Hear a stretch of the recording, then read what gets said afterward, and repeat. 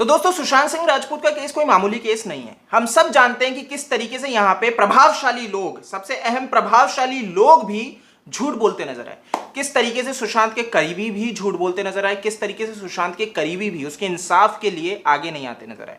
और कुछ नहीं तो सुशांत के जो करीबी थे, जो उनके साथ रहते थे, वही यहां पे मुख्य आरोपी नजर आ रहे हैं। जी हाँ, तो यहाँ पे जो पूरा मामला है हम बहुत अच्छे से जानते हैं और समझ चुके हैं। सुशांत सिंह राजपूत की जो मौत हुई वो एक सुसाइड नहीं था, यहाँ पे एक साजिश रची गई।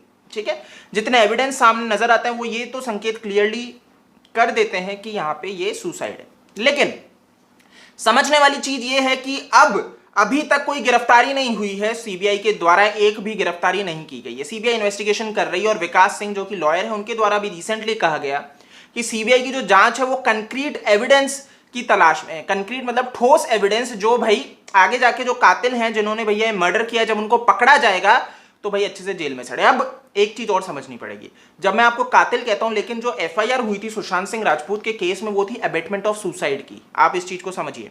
लेकिन अब फैमिली बोलने लगी है कि एक मर्डर है, सुशांत का कत्ल हुआ है। उस टाइम पे उनके पिताजी ने डेफिनेटली अबेटमेंट ऑफ सुसाइड की एफआईआर लिखवाई थी, लेकिन अब उन्हें लगता है कि ये सुसाइड नहीं मर्डर है, जिस तरह से धीरे धीरे एविडेंस निकलते आ रहे हैं। तो इनका ये बोलना एक अच्छा है। आगे जाके सीबीआई भी फैमिली को लगने लगा है, सीबीआई को भी क्लियरली दिख रहे हैं सबूत जो मिल रहे हैं और कंक्रीट एविडेंस की तलाश है, तो डेफिनेटली वो भी आगे जाके 302 में इसको कन्वर्ट करेगी। तो 302 जो धारा है वो लगेगी, जिसकी मांग भी हम कर रहे हैं। अब समझने वाली चीज ये है कि एनसीबी बहुत अच्छा काम कर रही है। एनसीबी भी सुशांत सिंह राजपूत के केस में आती है, ड्रग एंगल की वो तलाश कर रही है। लेकिन एक चीज और समझनी पड़ेगी, सुशांत की मृत्यु के बाद ये जो एक ड्रग एंगल जो आया है, इसमें एनसीबी ने इतने महीने होने को आ चुके हैं, साल भर हो जाएगा 14 जून को, लेकिन आज तक एनसीबी के द्वारा नहीं कहा गया सुशांत सिंह राजपूत ड्रग्स लेता था। ये सबसे अहम है कि दीपिका पादुकोण, श्रद्धा कपूर, ये जितने भी लोग हैं, अर्जुन रामपाल, इन सबके नाम आ रहे हैं कि ये ड्रग्स लेते थे। रिया चक्रवर्ती, शौविक, सिद्धार्थ पिठानी तो अरेस्ट हो चुका है और अब नीरज और केशव को भी समन भेज दिया। जी हाँ,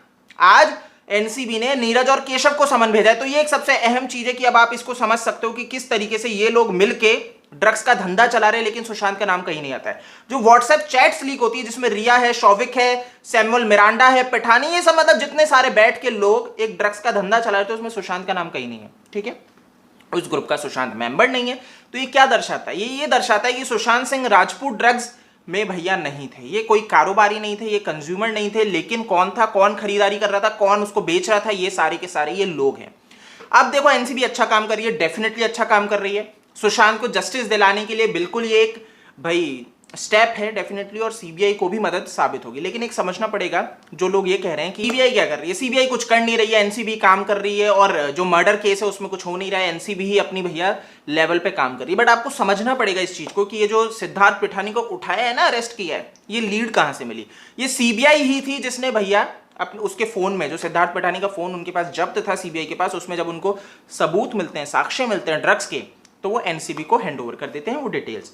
अब समझना कि सीबीआई को सिर्फ इतना तो नहीं मिला होगा ड्रग्स का।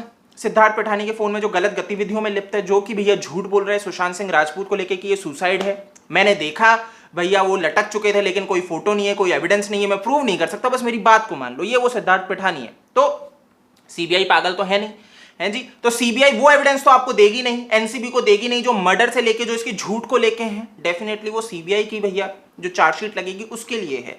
लेकिन समझो, जो ये ड्रग्स वाला एंगल है, ये सीबीआई की चार्जशीट में भी आएगा और एनसीबी को भी हैंडओवर कर दिया कि उसकी चार्जशीट में भी जाए और उस केस में भी ये गिरफ्तार हो। तो 2 गिरफ्तारियां होंगी इस व्यक्ति की, समझो, अलग अलग केस में। ठीक है, एक एनसीबी गिरफ्तार करेगा, आगे जाके सीबीआई गिरफ्तार करेगा। तो जो केस है ना, बहुत मजबूत होने वाला है, व्यक्ति बचेगा नहीं, क्योंकि ड्रग्स ये कर रहे हैं, गलत काम ये कर रहे हैं, मर्डर ये कर रहे हैं, हर चीज ये कर रहे हैं। तो आप यहां से भी फंसोगे, यहां से भी फंसोगे, आप ले आओ महंगे से महंगा लॉयर, आपको बचने ही नहीं दिया जाएगा। है तो बहुत अच्छी प्लानिंग के ऊपर चल रहा है, रणनीति है, इस चीज को भैया हम नजरअंदाज नहीं कर सकते। ठीक है, सुशांत को जस्टिस मिलेगा कि नहीं मिलेगा? डेफिनेटली सुशांत सिंह राजपूत को जस्टिस मिलेगा। क्यों मिलेगा? क्योंकि आप और हम जो यहां पे बैठ के सुशांत के लिए आवाज उठा रहे हैं निस्वार्थ भाव से, ये भैया एट लास्ट मैटर करता है। जी हाँ, बिल्कुल सही सुना आपने, भगवत गीता भी कहती है ना, कर्म कर फल की इच्छा मत कर। तो भैया वही कर्म हमें करना है, जो हम आवाज उठा रहे हैं जस्टिस के लिए, जो हम सही बात को आगे रख रहे हैं, ये ही मैटर करेगा। आप अच्छी बात करोगे, आपको अच्छा फल मिलेगा, बुरी बात करोगे, बुरा बोलोगे, बुरा फल मिलेगा।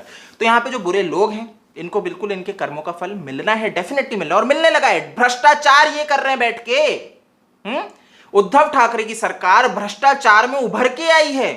ये अनिल देशमुख जिसने छोड़ा, अनिल परब 300 करोड़ का घोटाले का इसके ऊपर लग चुका है। कोई बोलेगा अनिल परब बैठ के 300 करोड़ के घोटाले कर रहे हैं भैया। मतलब आप इसी चीज पे सोच लो कि भैया ट्रांसपोर्ट का रैकेट जो एक रश्मि शुक्ला ने एक्सपोज किया, जिसके अंदर बताया गया कि किस तरीके से भाई ये ट्रांसफर रैकेट चला रहे थे, रुपए लेते थे और उसके बाद उसका ट्रांसफर हो जाता था। अधिकारी लोग ये बैठ के, जैसे अनिल परब, इसके ऊपर संगीन आरोप लगाए। कहा गया कि ये व्यक्ति क्या कर रहा है भाई, रैकेट चला रहा है, 300 करोड़ की उगाही कर रहा है ट्रांसफर करवा करवा के। मामूली आरोप नहीं है ये, बहुत गंभीर आरोप है कि किस तरीके से अनिल देशमुख 100 करोड़ की वसूली कर रहा था। यहां पर अनिल परब जो कि खास है उद्धव ठाकरे का, सबसे अहम खास है, ये व्यक्ति बैठ के क्या कर रहा है। तो ये उद्धव ठाकरे भैया इन सब चीजों से ये नहीं कह सकते कि भैया दूर है, उसको पता नहीं है, वो सब जानता है, अछूता नहीं है, वो हर चीज से अवगत है। और उसकी देख रेख में ही आप चीफ मिनिस्टर हो एक राज्य के, और आपकी देख रेख में सारे गलत काम हो रहे हैं। तो इस व्यक्ति को जेल में डाले जाना चाहिए। ये जो गलत काम हो रहे हैं, ऐसी सरकार गिरनी चाहिए और इसके लिए मांग आपको करनी चाहिए। इस वीडियो में इतना ही है, इसको ज्यादा से ज्यादा शेयर करो जैसे लोग जान सके। बाकी एक अच्छी न्यूज है कि समन भेजा गया नीरज और केशव को, और जल्दी ये गिरफ्तार हुए और जल्दी ही ये केस रैप अप हुए, सॉल्व हुए, इंसाफ मिले, यही हम मांग करते हैं, आशा करते हैं। आप मेरे को फेसबुक, ट्विटर, इंस्टा पे फॉलो कर सकते हो, जो मेरा यूजर नेम है आपको स्क्रीन पे दिख जाएगा। जय हिंद।